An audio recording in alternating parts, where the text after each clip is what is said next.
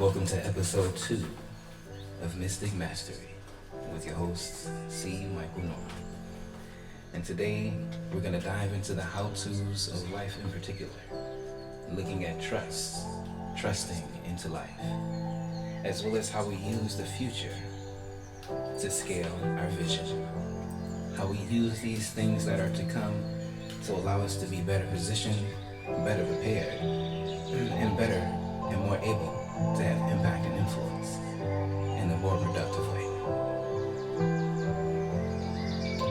So to begin, we look at this emphasis of trust and why trust is important. We understand in so many different ways that if you look in psychology, it speaks to trust. Trust being the essential. Trust being the only way that anything can move forward. In psychology, they tell you that without trust, you have no progress, you have no growth, you have no advancement, you have nothing that can then move forward. So often, we see in these worldly ways this emphasis towards doubt and disbelief, usually not seen because the basis of the disbelief is centered in a belief. A belief towards things of lack and separation is what is the basis for the sub-logic of separation, aka the normal mindset, what's normal and usual to the world. And so these things that present them to doubt things of ability, the opposite of insufficiency, the opposite of lack, abundance, that infinite resources, infinite possibilities, these things such as world peace and the removal of world hunger and everyone being able to be as wealthy as they imagine, that seems impossible for the logic of the world. So then we doubt then the most powerful, the most beautiful, and what would be the most amazing of expressions and experiences. We block it because we are told that it's not possible, when yet we are the people who have all the say over how life is lived. It's people that are making the decisions. It's people that are making the systems. It's people that are making the order of things. So why then can't people make the order in a way that's beneficial for all? I'll tell you that they can and once have, and history will repeat itself. In these ancient times, these times long before the flood, and leading up to it even, these times where righteous rulers were the kings and the high priests, were the queens and the high priestess, and they ruled the world not for selfish aims, not for the greed that we constantly see as the truth behind most organizations, operations, and businesses, but instead, we see that their true motivation was the work of God, which is to empower and enliven all and every, which is to ensure that what is given to them is used to empower and uplift all. And that's what they did. These times of peace and profundity occurred as a normality in those ancient times. And so we go back to then why trust is so critical and yet of course so lost.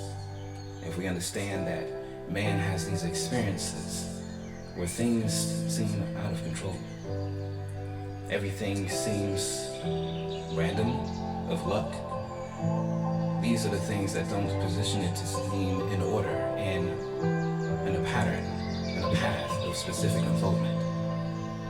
So we can see where the fruits that occur can speak to the fruits of a basis of separation and distrust. So that separation and distrust then produces fruits of its nature. It then allows us to have a life that is of ups and downs and swings of things that we seem to just have to try to flow with.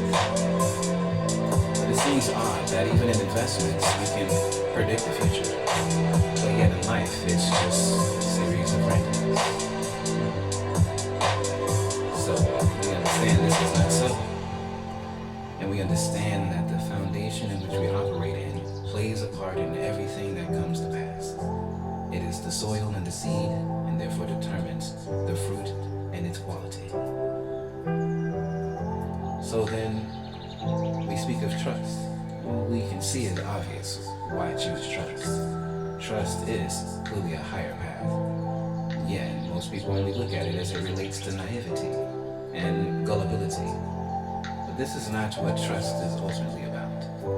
What trust is about is it being directed in things of the Most High God. So the most fundamental and simple way to look at it, first and foremost, is to trust in the Most High God and to trust how He has created everything. To trust how His omniness is mixed in and interwoven into every aspect of every single moment and every interaction of every event and every cycle. So, if we can trust that God is there in all and everything, then it becomes far more easy to emphasize our trust in God and how God is going to use that person, how God's going to use that thing, and how God's going to use that situation to take us to higher, to greater, to further, and beyond.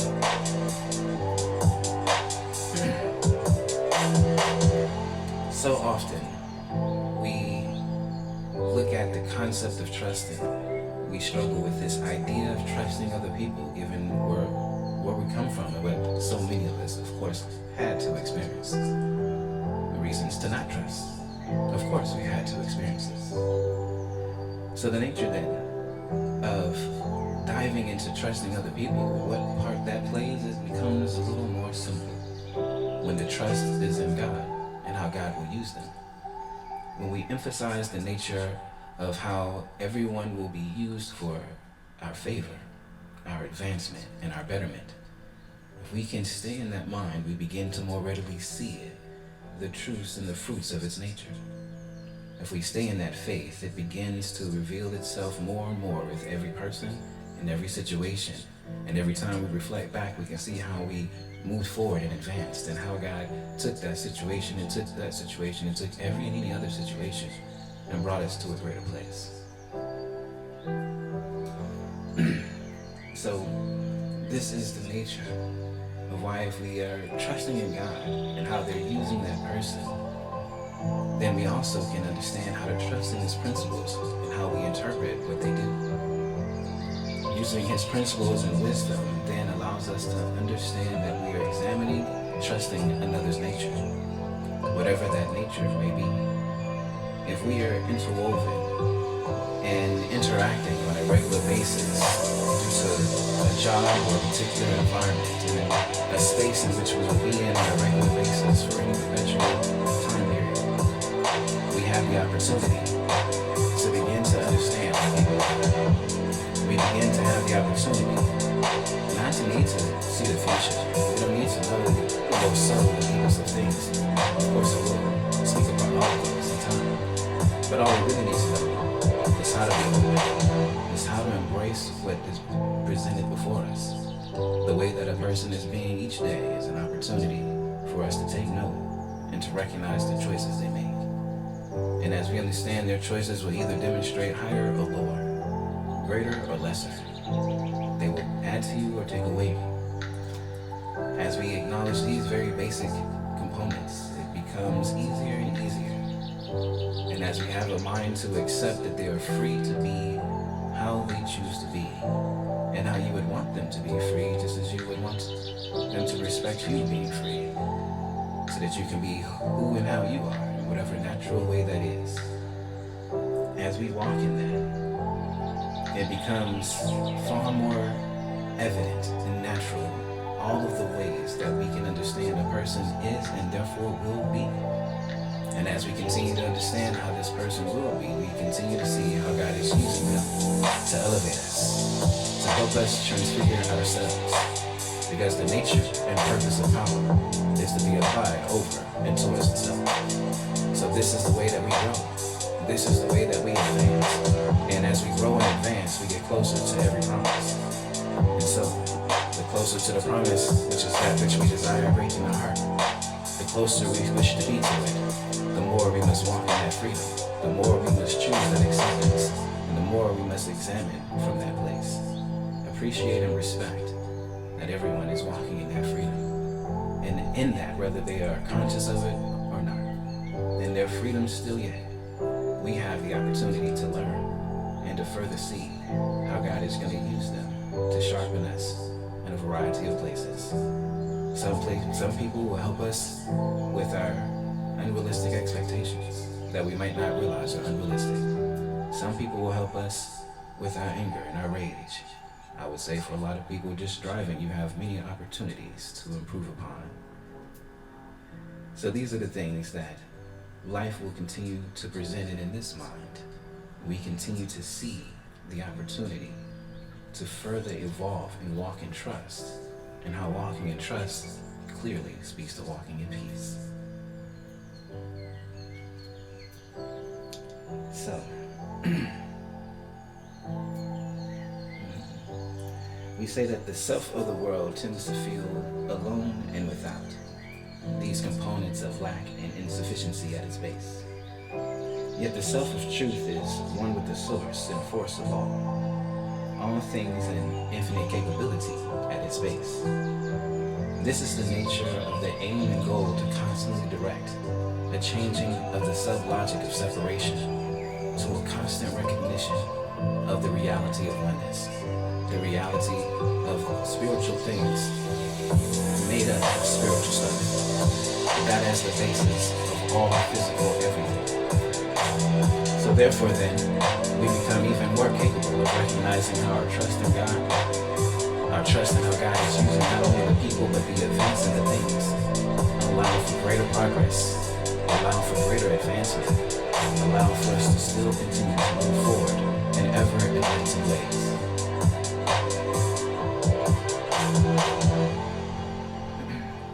Now when we walk in this trust, we find an ability to more readily be in joy in and peace, but also in preparation. When you prepare for the things that you trust in of the truth, then you're always positioned for every greater possibility, which is the natural nature of all things. I like to speak to trees, and when we see the trees, we don't see them rising and falling and rising and falling.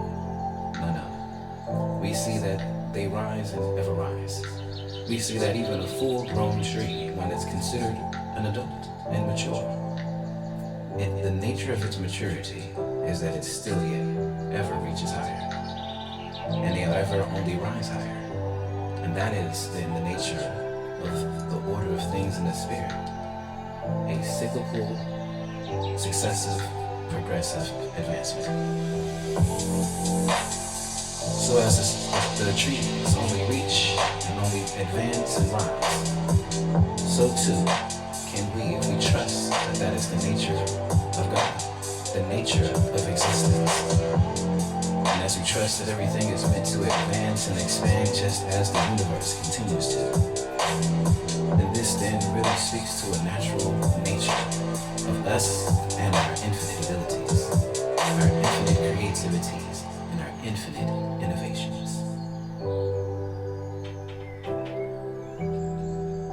Trusting is always going to be the most powerful foundation and the most powerful position one can operate in. Trust will reveal things in ways in alignment with truth that bring about such heightened, such lifted, such transfigurative information, concepts and perception and insights that literally every thought you have begins to make you feel like you're advancing and stepping up those holy stairs higher into heaven. Every thought makes you feel progressive, makes you feel greater, but also gives you more understanding of what you can accomplish. So that every task that you look at, every goal that you desire that comes up in you, whatever it takes for it becomes a non-thing for you. The only thing that it is a part of getting to where you already know you're going. And you also can see that in every moment, God continues to unfold things exponentially. So then things begin to expand and perpetuate in ways that create even further opportunities, ideas, and possibilities we never even considered. So then the creation adds to its own creating. So trust, what a powerful place. When we can trust, we have to also understand a very important thing, that only when we develop a fullness of a habit of trust do we really have it. It's quite disheartening, I'd say, how often that people who walk around in a predominant disposition of distrust believe that they can yet be trusting towards spiritual things in their religions most often. They would say that they trust their God and they trust their faith hands down, while they're in doubt towards everyone in every event. A habit of doubt can't possibly foster a foundation for trust. That's like saying that, these opposites can work together, that these contradictory natures, these two masters that we can't serve somehow can be. This isn't the way that, things come together. These are the opposing natures that are in opposition. We cannot have a habit of distrust, which is to say, fear, and expect that we can also operate in moments in love. That's not complete, and that's not the fullness then of operating in the truth of love. So then it's not the fullness of operating in trust, if doubt is an overall habit and disposition. So we must really train ourselves to change so that the overall emphasis continues to have trust towards the Most High God at work in all things, doing it only like He can, taking it to places only He could. This is what is before us. This is the nature of all things. This is how the farmer plants his seed. When he puts that in the ground, he has no question of when and when it will arise. There is certainty, not doubt. We must have full certainty in order to feel and to perceive what that full certainty can further reveal. So these are the things that will get us started. Because when we have more trust in the self, we find that by having the habit of trust, we can have more trust in the self. And that access to that ability to have greater trust in the self then allows the vision and our abilities to execute it to ever rise and increase in ways that we didn't have access to before, that were blocked and not even able to be perceived. But in this growth of trust and empowerment, suddenly, not only do we see more, we recognize how we can do more.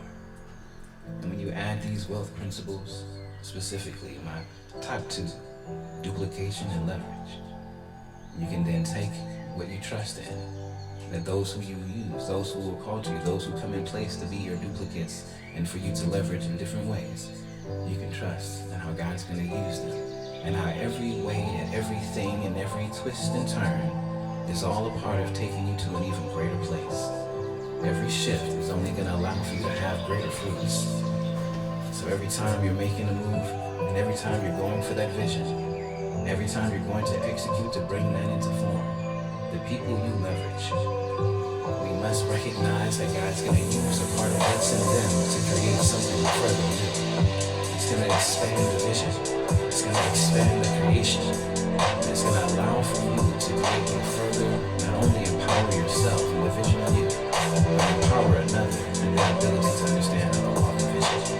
So by them serving you, they're further walking into tapping into how they can serve us in them. And that's what we do, and that's why it's important to trust how God is going to use them. And if what they do produces something different than what you expected, or the fullness of your vision and how you saw it looking, then that just lets you know that it's going to be on another step, because constant refinement is there. And so the influence of these others that they bring in allows for it to come out in the ways that apparently it was meant to come out for now. Because that means that the way that you fully saw it will be another advancement, another step, and then considered another innovation towards the original, towards what they first saw at least. So this is where trust continues to expand and continues to create increasing recognitions and a mind that can see more opportunities instead of being bogged down by challenges. These challenges then become even more exciting because we know that there is a way out. We know that not only when will we find that way out, but when we do, it's going to help us go even higher. It's going to help us take it into an even greater level. And it's going to teach us something more that makes us and what we do even more valuable. This is the power of being able to trust. Being able to trust, we then will speak to that peace that it brings. When you can sit there and be in peace towards these challenges, peace towards these alterations and different interpretations and expressions of your vision, when you can walk in that trust, you have that peace of all those things, understanding that what's in you will come out in its maximum and highest form in its divine time, and that is a part of the continuing, advancing, ever-reaching nature. So every moment you have readily that peace, because the vision is only going to get greater. It's only going to further improve and refine and advance.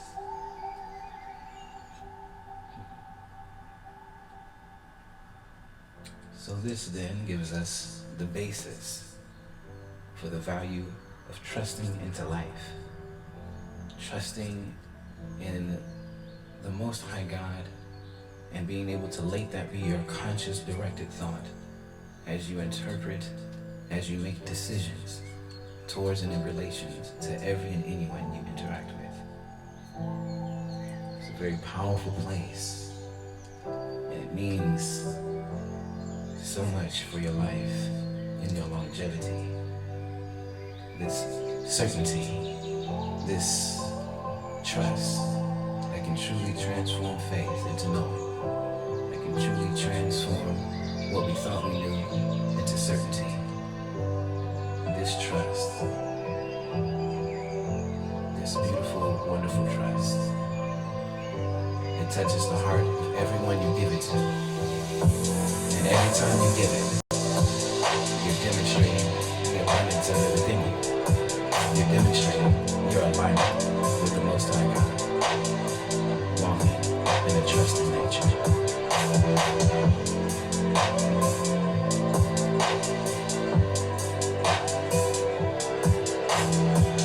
So now we will begin to take this now and understanding how trust is essential and how it is a key to advancing the vision. So when we have these things in place and we recognize that we're going to need some duplication and leverage because we're about to scale things up, and the greatest and most effective and powerful way to do that, leverage, duplication becomes leverage and collaboration.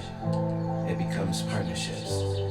This is the nature of leverage, and it's another way to duplicate a portion of yourself towards the fullness of your vision. When we talk about thinking ahead and the future of things, I mentioned before how now the trends are shifting. We've already seen where we've left the singular careers for a lifetime. And now everything is about what's coming together. Things are gelling and combining and synergizing. Now we're seeing a place where opposites can support and empower one another in a proper way. The opposites that can come together.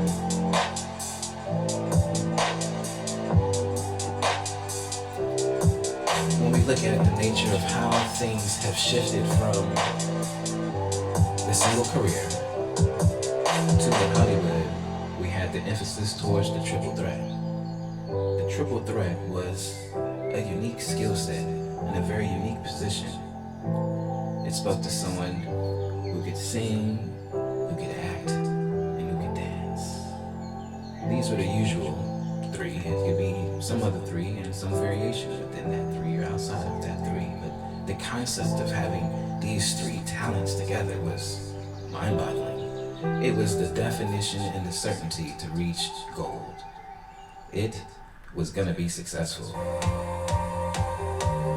It was gonna rise.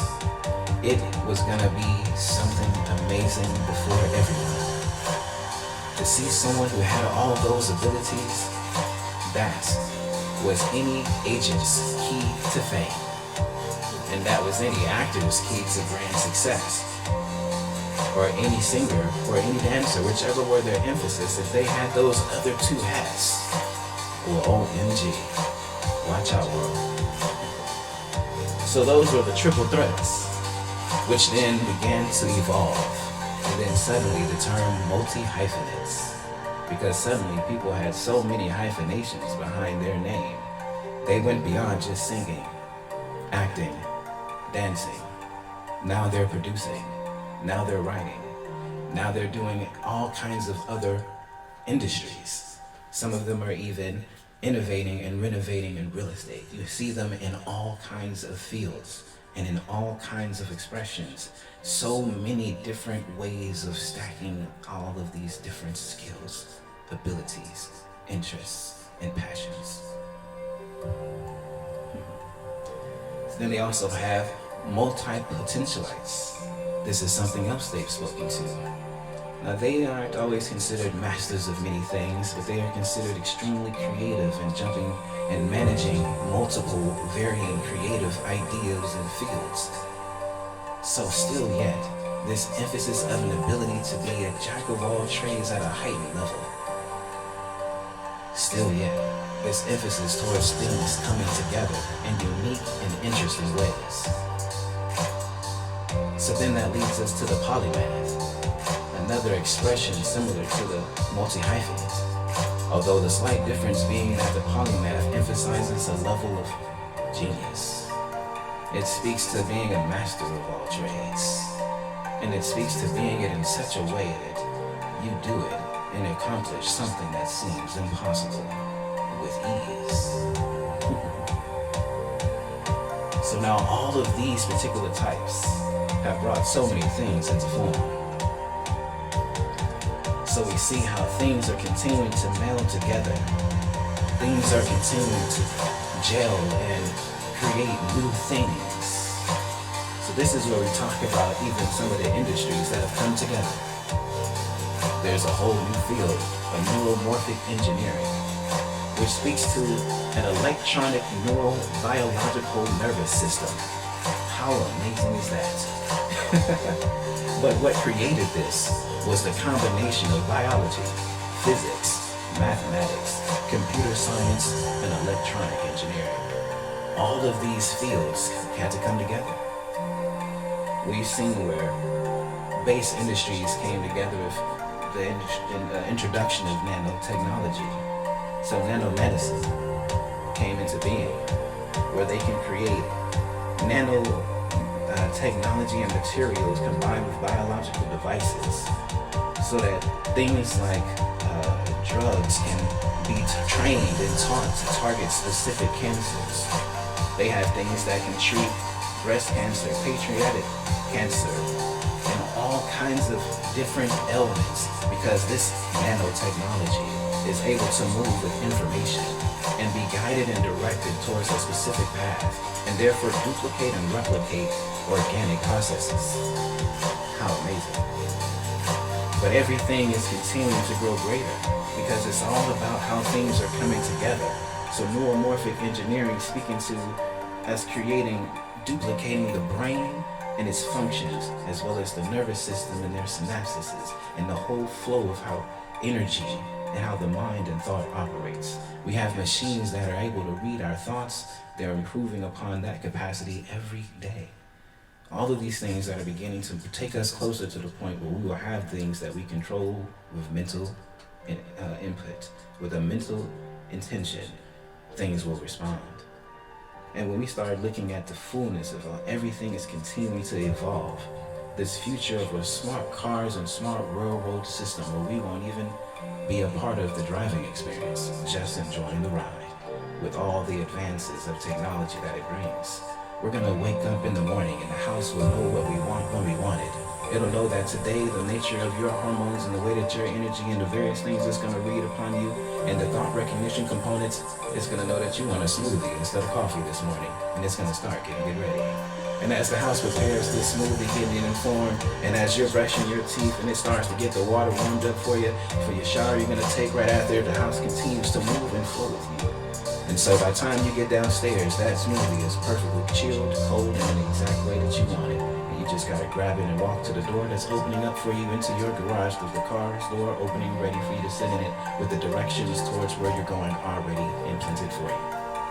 What an amazing world. And in the ride, you just sit down and you do what you do on your devices that'll probably be these Apple glasses, where you're seeing the whole augmented reality of your internet, your emails, whatever. You might be still watching a movie. You might be reading a book, but when you're reading it now, you're living in the book, watching it and experiencing it as it happens while you're letting the car drive you to your next destination. What a future. So now when we start talking about our vision, when we start talking about the things that we're doing, if we can think about these future components, we can then begin to scale and be prepared for what's ahead. This then takes our vision, whatever that vision is, and allows us to put this on top of it, to augment that vision and bring the future into the present. And that's simply by the idea of it. And when you present the idea of your vision enhanced by all of this new technology, you begin to create an even further innovative vision. You begin to create a vision that has more appeal, that's going to draw more people. And if you're trying to get investors and big money to get it off the ground in a grand way, oh man, you'll show them that vision. That's going to take it to the next level.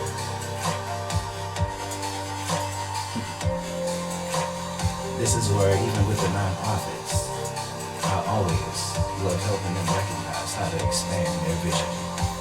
Most nonprofits, from what I've experienced, they think about what's just enough to do what they feel they're led to do. So they want to get a building that's just the right size to do what they specifically are called to do. But one of the best ways that I scale that, and if you don't see your service readily incorporating with the future of things, the rest of them believe it does, however. But even if you don't see that, the idea of understanding collaboration, this component of leverage yet again, and how this collaboration can then allow for you to not only scale up your vision, but do it at record time. Because you don't have to relearn. You don't have to recreate the wheel. You don't have to go back and take all of the fundamentals and learn all of the other systems and subsystems and other systems that created the system that's making the new technology that's coming. Try to say that fast. Yeah. So, you can just let someone who already has it come in with what you already have. And then now we got something even greater we can do. So when I would work with these nonprofits and I would explain to them the different ways in which they can get buildings for free. A lot of powerful systems out there, but there's a very powerful way to target those free and clear properties that are the most ideal for nonprofits. And I say now, as we target these properties, we want to also recognize the individuals and the people, the medium, and the type of ways and orders of flow of that area so that we can speak to the mind of the individuals. Because the different advantages that donating a building can bring doesn't always speak to everyone. So we got to understand how to bring it in a way to speak to them. All of these different things that we use to understand how to target a series and a very unprecedented number of free and clear properties. And if it's just a numbers game, then rest assured, you're gonna hit one, if not several. So then when I teach them about this, and I say, now let's just get you that one building. But if instead we went for a building 3 times the size you were thinking, their eyes begin to get big. They can't even imagine. And I say, oh, but think about it. With this vision, if you wanted to incorporate a new technology, if you wanted to incorporate another service, you just need a partner. You have the space with this building, and you bring them in, and they either can pay rent, which gets you some cash flow for your nonprofit, or you can create some type of exchange. You can have an opportunity to leverage that technology or that service or whatever that may be. These are the things that when you increase that size and you begin to build your network, as you begin to scale that vision with the future in mind, and my goodness, how much more you can create and produce. How much more further possibilities will unfold and unravel, because there's so many different technologies, so many different advances, and each one of us are meant to further advance it. With these nonprofits, when I tell you, you think about your vision, I always love incorporating vertical farming into most nonprofits endeavors, because usually there's some form of wanting to build up the community, and community gardens is a very powerful thing. Helping people have healthier lifestyles, helping people have greater access to more organic options without being highly overpriced. So when you get this vertical farming, you scale that building, you have room for that vertical farming to be your own indoor agricultural element climate controlled warehouse so that you can provide and give the food that you aim to give. Vertical farming has become so far, they're able to produce 10 times the crop yield of traditional farming. All indoors, and there's so many different ways that you can structure that. You can leverage small spaces, big spaces, and you can create a plan for who and how you're gonna give in perpetual ways. Because these cycles help it sustain its perpetuation. It doesn't overwork, it doesn't take away, and instead continues to nourish every part of the process through and through. How amazing. But these are the things that we can begin to use with this new technology, and the technology that's further coming, and the technology we will further create just by our own ideas being infused with them. This whole power of things coming together, I tell you, science and spirituality will begin to fuse. Most people only see it in relation to conflict, but there will come a point where they will merge in ever-increasing ways, and that will be a new predominant expression. But this brings us into understanding trends on an even deeper level, and this helps us then take this down and now into a more mystic examination. How we can look at trends and understand what other ways we can impact what we aim to bring and create and give to this world. And part of that, we want to build and uplift and further empower each of us and all of us and everything that we're here to do in the quality of life we can all regularly, every day, live in. So when we look at our vision, just as we can bring in all of these new technologies, we also want to bring in the components of the spirit, which correlates with the components of consciousness. So that means it allows for us to understand what will be important, what will be of value to the people. But what's of value to the people is going to be a large part of how we're seen and known for truly being impactful and influential. So how do we really move into this place of providing and also understanding what will need to be provided for? Well, let's look at the trends of consciousness. Well, surprisingly enough, Maslow's table and the zodiac give us the clues. They give us the keys to understanding the part of God's plan. So when we look at the zodiac and we look at the stars, let us be clear. We're not saying that the stars have the power. We're not saying that the times and the ages and these influences, are what are directly over us. And I wouldn't even really say that in this highest sense, they're not really influences, they're reflections. If anything, the stars are demonstrating God's nature, God's order, just as the trees do, just as the cycles of nature, from summer all the way to winter, everything in between. These are telling us of God's nature. When we know that summer is going to come in the future, it's not crazy, it's not out of order, that's not odd. It's easy to understand when spring will come, when fall will come. We can foresee these things, can we not? Because it works in an order. We've seen how it's gone in the past, we see how it will come in the future, and we understand how God uses it for stars to experience every day.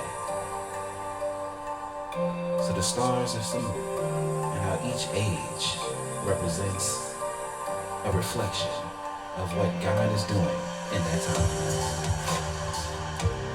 And each star, this is how they used it to lead them to Jesus, those wise men, because they understood how it was pointing to the natural order of things. Not because the stars have the power, but because the stars are a reflection of the power. So then if we can see the zodiacs in this order, we're going to come right back to that and how that plays a part in understanding consciousness and therefore the desires and needs of the people. How that will make us valuable and increasingly more valuable in understanding what's really motivating people in ways they don't often even realize. So when we step back to Maslow's table, the way that he broke it down in the beginning, he started with 3 overall groups. That was 5 sections. But later in life, those 5 became 8. And he had a slightly different emphasis, especially at the end or at the top of the chart. But to begin it, Maslow gives us these 5 fields of physiological needs, safety needs, belongingness and love needs, esteem needs, and self-actualization. To be simple, the next level that became the 6th, that eventually became these 8, is called transcendence. That was a part of Maslow's evolution, which takes you into the spirit of things. But when we look back at it, the overall nature of Maslow's charts is broken down into 3 groups. You got basic needs, psychological needs, and self-fulfillment needs. So these basic needs is where we talk about these things of food, water, warmth, and rest. So homelessness, world hunger. These are those types of things everyone having access now to it are basic everyday life essentials. At one point that became water in a bathroom. We didn't have that at a period.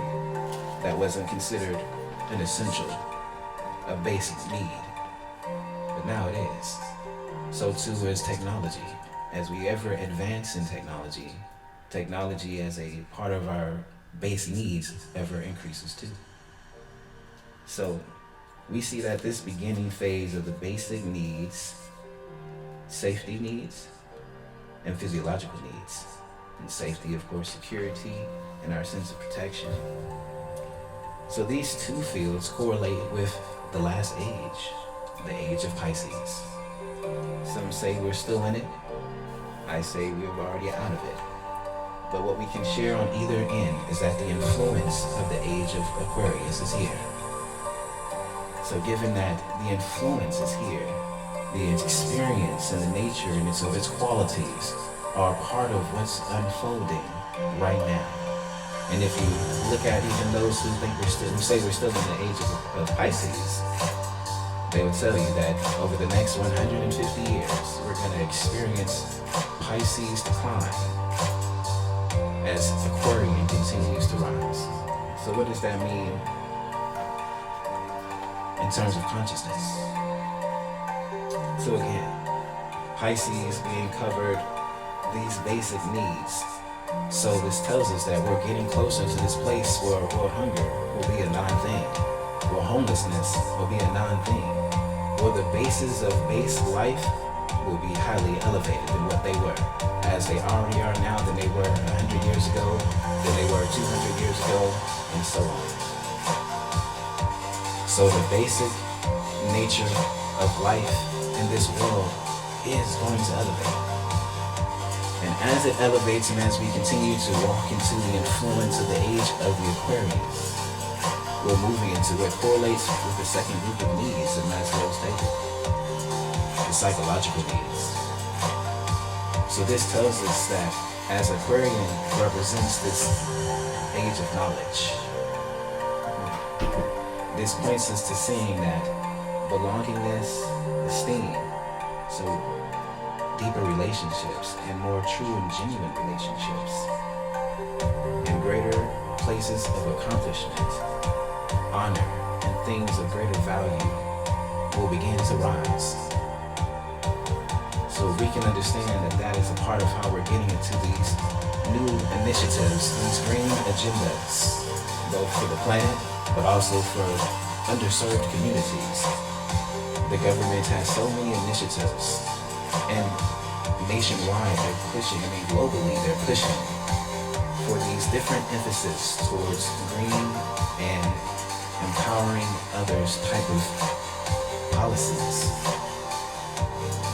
A part of the trend of things unfolding towards the spirit, because this is what's happening. This is how we have, it doesn't surprise me that we had Marianne Williamson, an powerful spiritual New Thought queen, run for president. She did excellent, but I understand how it wasn't yet time for it, but it was time for the effort. It was time for the attempt. It's time for the energy to begin to show itself in that path. That's why it's no surprise we have a reverend now in the Senate. Again, the spiritual, where I keep saying the church and state are on the verge of having to come back as one. Science and spirituality rejoining yet again. So we understand that these shifts into the age of knowledge is where at this point, we've gained so much knowledge already, it would seem, the internet filled with it. But the mark of the Aquarian age is going to be a level of science that's different, because this is why it feels like quantum mechanics and these other more spiritual correlations that don't always give spiritual emphasis to, but that is what's rising. More scientists seeing spiritual emphasis and correlations with quantum mechanics and the quantum world. So most people note that the shift from Pisces into Aquarius speaks to a challenge between religion and science, because Pisces was religion, and Aquarius speaks to reasoning and science.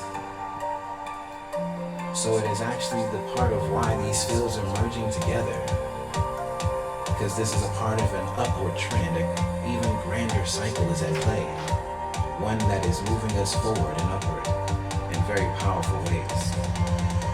So the reality is that what is going to indeed involve some conflict is only going to begin to produce and bring out of it new forms of oneness and unity. This is where we're going to see a very great shift and the change of what is considered the real spiritual teachers of life. And this new science, because it's going to blend in things from these more spiritual worlds, which will further add to religion's conflicts. It will actually be science becoming more spiritual and religion being squeezed into a change. And so this new science, the reason that the science will be so great, the science that if you've heard of these ancient cities that were so advanced, well, this speaks to Aquarian type advancements. And so the reason those sciences were so great aren't because they're going to be like the sciences of yesterday. If they were, then we could expect more of the same. But all of these Internet of Things and smart and automated and all of that cool, great technology that we just gave a taste of that's on the way, that's because of these new fields. The fact that we can create nervous systems and brain functions, we can do things that are taking it to a whole nother level. And this is just the beginning. This isn't the place where man is going to get so lofty and haughty and think they're too great for God. Oh, we still are quite far from that. And also, we're in an upward swing, so that's going to have a different turn at the end of it.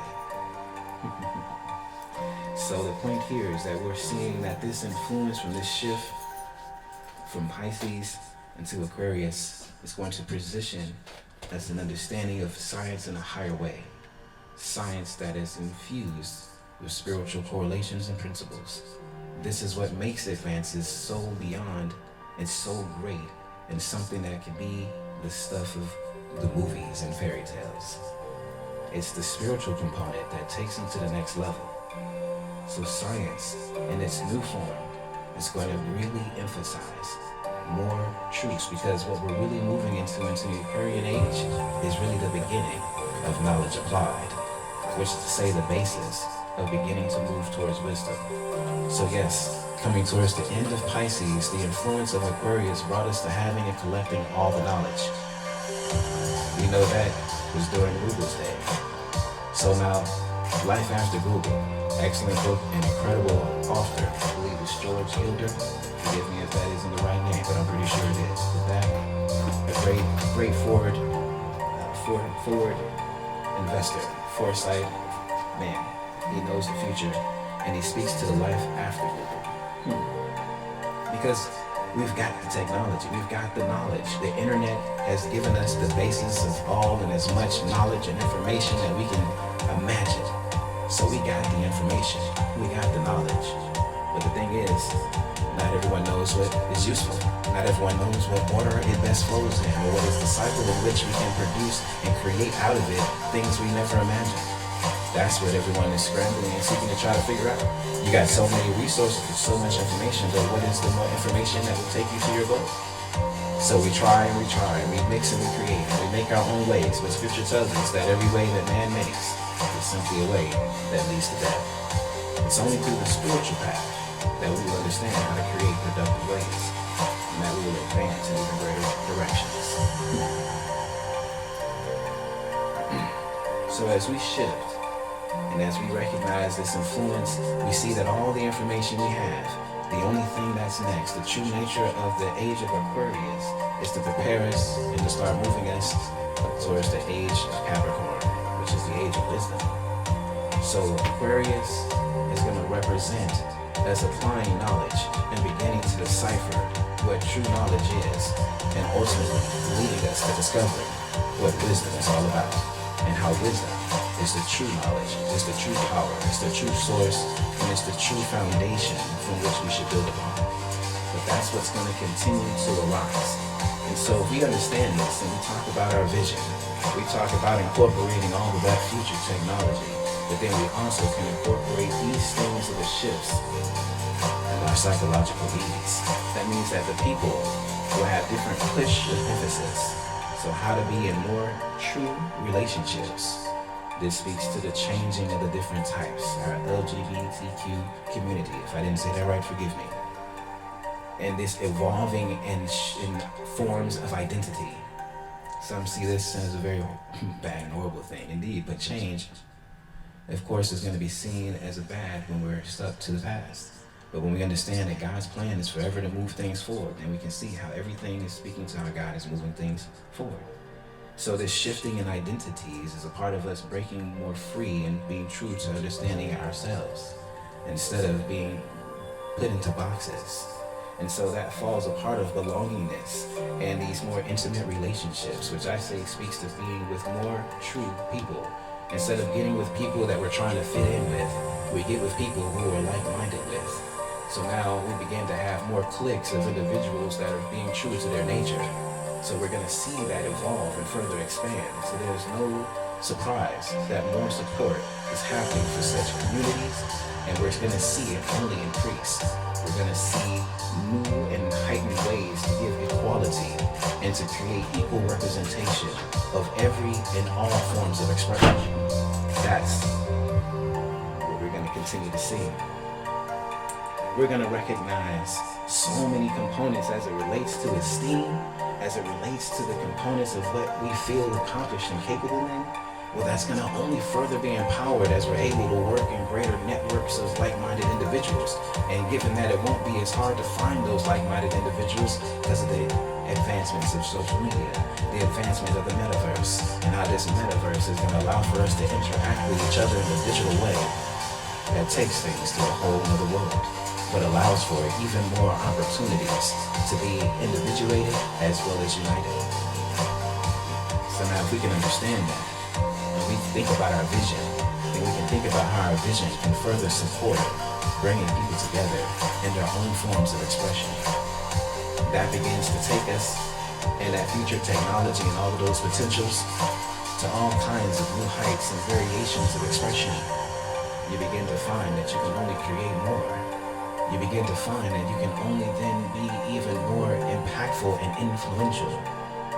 And you find then that we can see the beauty in all people, and we can further build upon and expand upon that beauty and the power that is in each of us, where God has gave us a purpose to further add in a powerful, positive, productive way for ourselves and the world to come.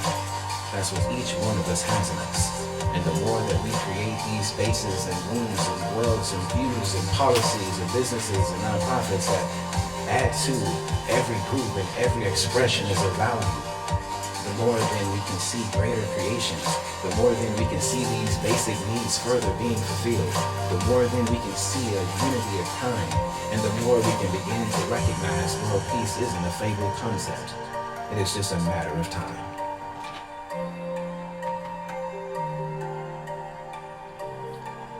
So, alright. We've got a taste of the zodiac. I gave just a few bits and pieces. And we have a hint of some of Maslow and understanding the nature of how these things speak to consciousness.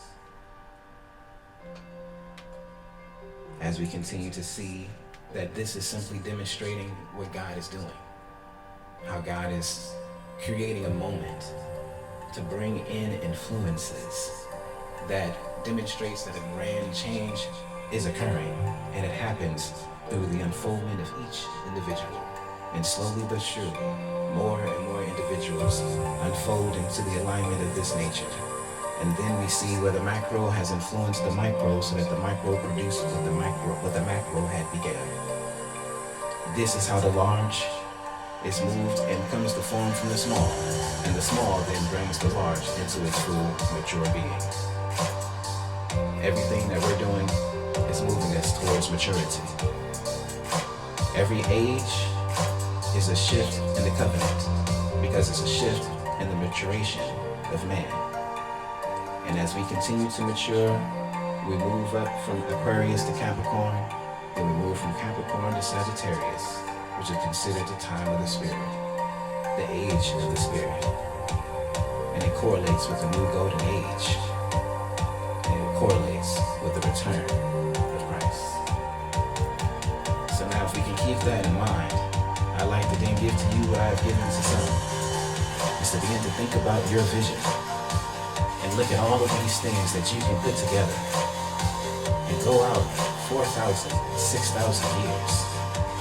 Stretch your mind, create a foundation, create principles, create a legacy that you can see and plan for, perpetuating and expanding for thousands of years.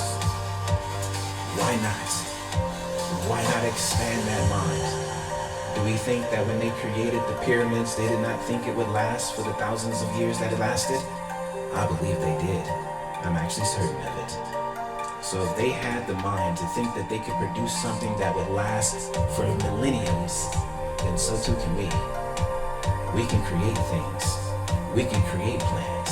We can set up structures and position things through our strategies, through our positioning, and through our teaching and spreading of the truth in the way in which it's given us.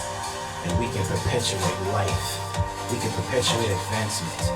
We can perpetuate the new and ever-increasing ways for every generation for thousands of years, just like they did with the pyramids and this higher order, these greater truths, these mature things that I continue to bring and look forward to bringing even more of. So that takes us to a wonderful conclusion of episode 2 of Mystic Mastery.